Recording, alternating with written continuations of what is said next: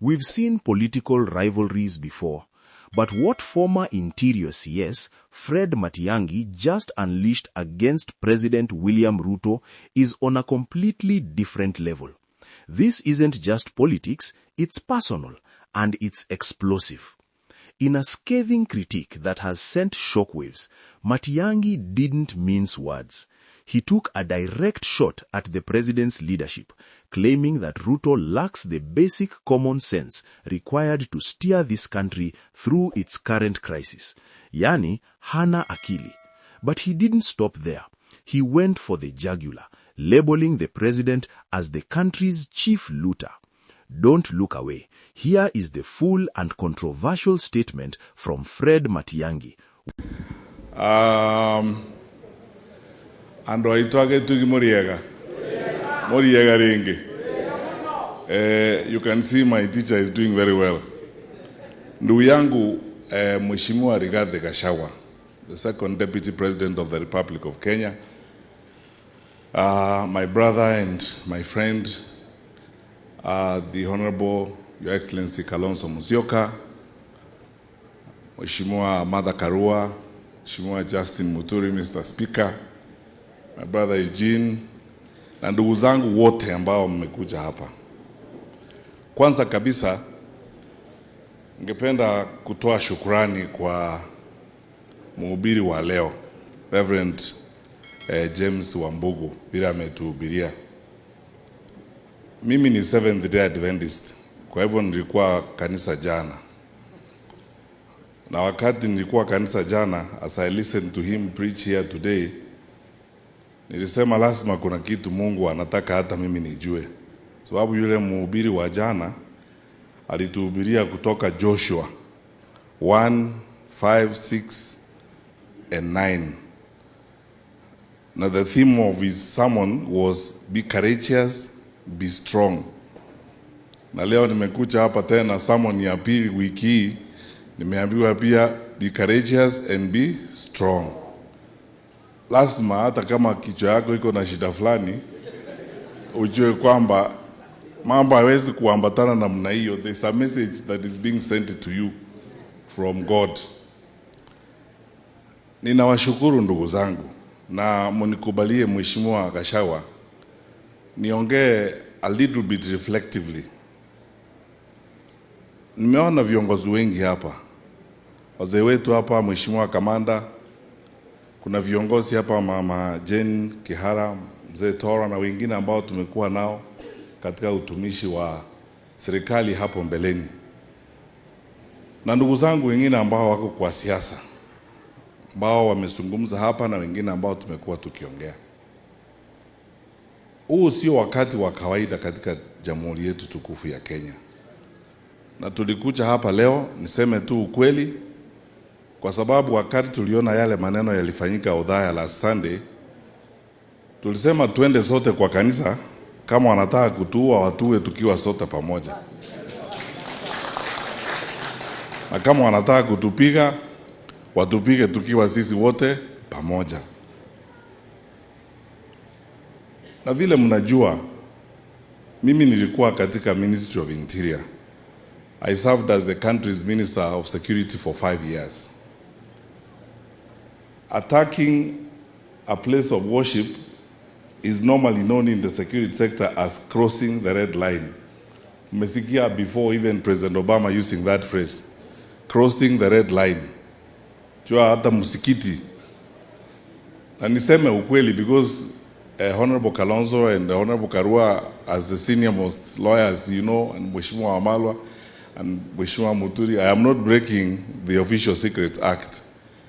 Tukiwa kwa National Security Council, kuna mambo ambayo hata tukizungumzia sisi sote tunakubali, huwezi kuenda beyond a particular point. Ukifuata mtu aingie kwa msikiti, we come outside. Ukifuata mtu aingie kwa kanisa, we give instructions, the command that position in a vintage manner outside. Kwa sababu hapa huwezi kugusa hiyo hapa. This is dangerous. Kwa hivyo mimi naona kama ile ilikuwa ni going beyond the red line. Na nakubaliana na wenzangu ambao wameongea hapa. Na kila wakati mimi napenda kuongea tu slowly na kueleza wakubwa ambao wako kwa serikali. Siku nyingine nimetoa story hapa ya kiongozi mmoja wa taifa ambaye alihutubia press conference asubuhi akasema eti yeye ajasikia the name surrender and the name giving up don't exist in her vocabulary. She was a prime minister. 3 hours later alikuwa anatafuta helicopter kutoroka nchi yake. Niseme leo hadharani, our former director of intelligence, a man I respect very much, retired General Philip Kameru, used to tell us kwa security, anatuambia unajua, we don't have bullets for 55 million Kenyans. You people who have responsibility must find a way of finding solutions by talking to Kenyans, even when they are in the opposition. Sababu hatutaki kuchafua nchi yetu. That's why my first point today is to advise our leaders. You might be very happy today ufikiri wewe uko na nguvu sana, wewe ni mtu mkubwa. Mumeona hii kiburi vile mnaona hapa, maandege nini kujipiga kifua. Tumekuwa na by election, hata mheshimiwa Magara angewaambia vile tulikuwa tunaambiwa pale kwa by election, sisi ndio serikali, tutaiba kura, tutafanya nini. I want to be very honest with you. Siku moja utashangaa sana. Saida unatafuta ndege kutoroka. Because huwezi kusukuma wananchi mpaka beyond the wall. Na tena, let me say something I ordinarily would not say because the press is here. If I was advising this government, and people here, political scientists like Mheshimiwa Gachagua here and Kawanja and the rest can agree with me, you are radicalizing this country to a point where you won't be able to control it. The anger down below, mimi sijui wanaishi wapi. The anger down below, ile hasira iko na wananchi saa hii. Ama viongozi nasema uongo? Sinyi mnakutana na wananchi kila wakati. When you listen to wananchi very carefully, tukienda kwa mikutano, hata nimekuwa nikienda kwa mikutano. 2 weeks ago nilikuwa Coast. Naongea na viongozi, unasikia vile viongozi wanaongea. As a leader, na niwaambie tu kweli, tuko kwa kanisa, as a leader, unasikia hiyo maneno wananchi vile wanaongea, unajiuliza viongozi wetu wanajua hii mambo. Sasa hii ni kama wale ambao walikuwa wanakaa kwa ile meli inaitwa Titanic, wanakunywa wine kule juu na dance na girlfriends wao, na meli ikasinki, na ikisinki mutasinki na huyo girlfriend na wine yako na kila kitu mutasinki. I'm telling you, we are playing with the country. Hawa viongozi wetu tuambie, tunacheza na nchi vibaya sana. Ya pili, mnajua mimi nilikuwa waziri wa elimu.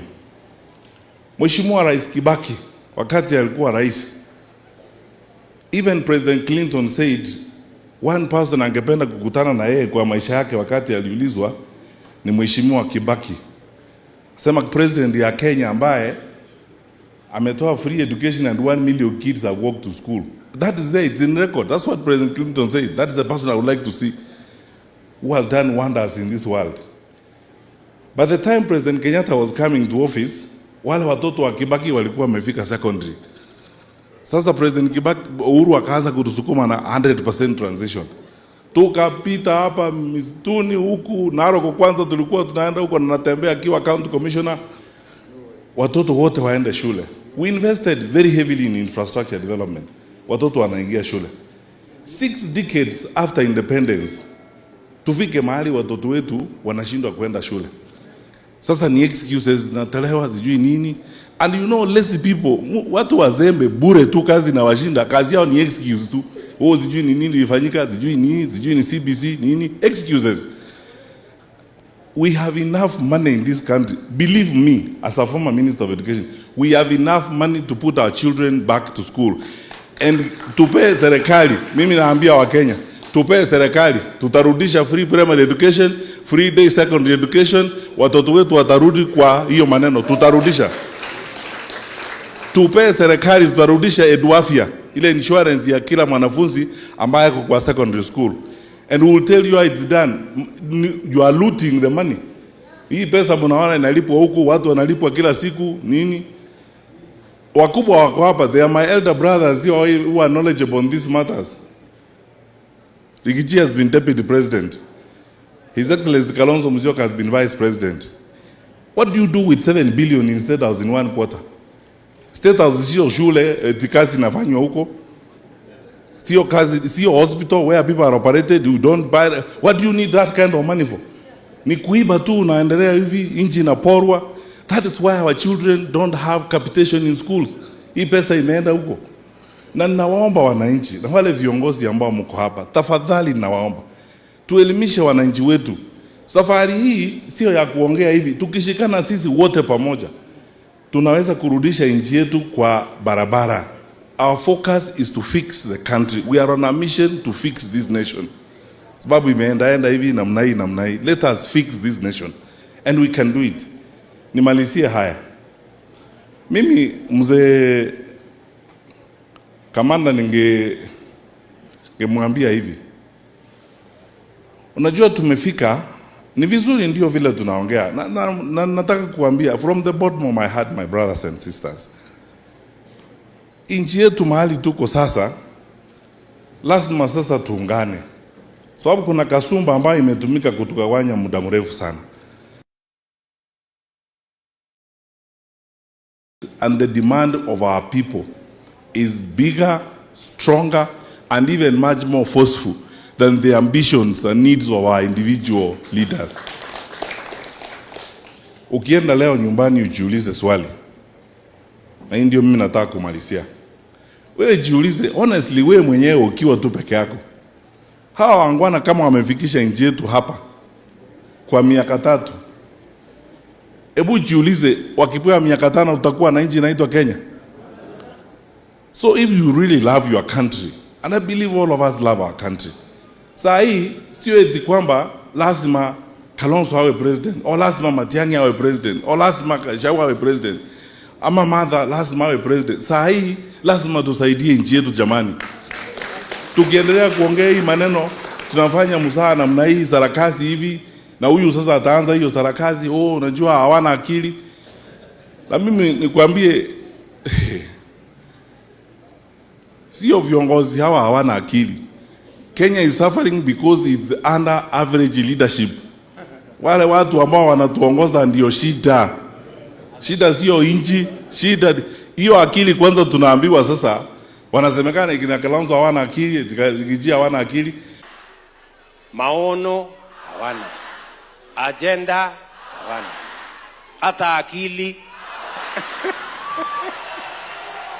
Sasa wewe mimi nakuuliza, mtu ukiwa na akili, upewe serikali mahali watoto wanaenda shule, kesho watoke shule hawaendi shule, hiyo ndio akili kweli? Uko na akili kubwa sana, wagonjwa hawana chakula hospitali, madawa hakuna, wewe ni mtu wa akili sana. Barabara kama hii tulikuwa tunafanya hapa nyoka, hata hii Mama Road hapa Murang'a tulianza na Mheshimiwa Uhuru Kenyatta ikwame. Ni watu wa akili zaidi. Wale wako na akili zaidi. Barabara kama hii Keno Marwa, when we were in government, this plan tulikuwa, I was the chairman of the government projects when we were in government. We were saying hii ni kitu ya kumalizika in 2 years tumemaliza. Sasa wale wako na akili nyingi bado wako nayo huko. Sijui kama ni akili inawazidia mani kazi. Wako na akili nyingi hao. Sasa tumefika mahali tuongozwa na watu wale wako na akili nyingi, polisi na goons wanatembea pamoja. Hao ndio watu wako na akili. Hapo. Tunafanya nchi yetu inakuwa namna hiyo. Mpaka we are becoming a laughing stock kwa sababu tuko na watu wako na akili. Sasa wale hawana akili ndio tumeangalia kutoka kwando. Wale wako na akili nyingi ni wale wanaweka polisi pamoja na goons. And you hope you love a stable country. Jamani, tuache hii sarakasi. Let us come together, turudi pamoja. Sisi tuna mpango. Wakenya tupe serikali. Muone vile tutapanga hii maneno. We will return Linda Mama. Ile ilikuwa inafanya na Mheshimiwa Uhuru na Mama Margaret Kenyatta, tutarudisha Linda Mama. Hii sarakasi ya SHA hii, we will fix it. Hatutakuwa na shida hii ambao watu wako nayo. So, we know what needs to be done and we understand what needs to be done. Na tuko tayari. tuamini, tunaongea sisi pole, tutafika mahali wacha wetu atatuzungumzia. Nilisema the other day kwamba unajua hii united opposition ni kama boma. Iko nyumba hapa, iko nyumba hapa, iko nyumba hapa. Iko siku tutapanga vile tutaenda Ngurario. Na yule mzee ambaye haya mama ambaye atatuzungumzia tukifika hapo. Na tutamtaja wakati huo. Na tutafanya Ngurario mzuri sana na tutakuwa mbele. Finally, very finally. Nataka kuwaambia wakubwa wetu wa serikali. Wafanyakazi wa serikali wameteseka. Ukiangalia pay slips ya wafanyakazi wa serikali, saa hii people have lost faith in public service. Kwa sababu there is no earning, pay slip imepotea, there is no respect for structure in the public service. So wakati viongozi wetu wa serikali wanasema hatujui, eti sisi hatuna akili, hatujui kitu gani kinaendelea, wale wafanyakazi wa serikali ambao wanafanya nao ndio wanatuambia mambo mingi. Na unajua wengine tulitoka hapo hivi majuzi, tunaelewa kila kitu. Wasifikiri eti sisi ni wajinga sana. We understand even this, we have even done our own polls and we understand what's happening. Waseme ukweli, they have no path to election victory. They doesn't exist. Na sisi tukiungana pamoja namna hii, there will be no contest. It will not be 50 plus 1, it will be 70 plus 1. There will be no contest. They have no path. Wasiseme wasifikiria tujui, tunajua. We also carry out this data, tunajua. Sisi eti ni wajinga, tumelala chini ya mti tunangoja kuambiwa. We are not that foolish. We understand what's happening. So, let them conduct themselves with a sense of decency. Tunawaheshimu, sisi hatuwatukani, sababu tunaheshimu hayo maofisi. Tunawaheshimu kwa sababu ni viongozi wa nchi yetu. Baheshimu wananchi pia, tuende pole, Mungu akitujalia. Wakati huo ukifika, public offices like that, today you are there, tomorrow you are not. Wende kungojea samu yako pia wakati mwingine.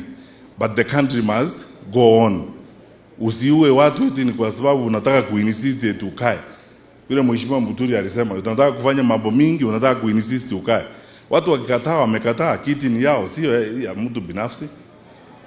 Tunawaombea mema na viongozi wa kanisa tunawaombea, lakini tunataka kuwauliza tafadhali leo, nyinyi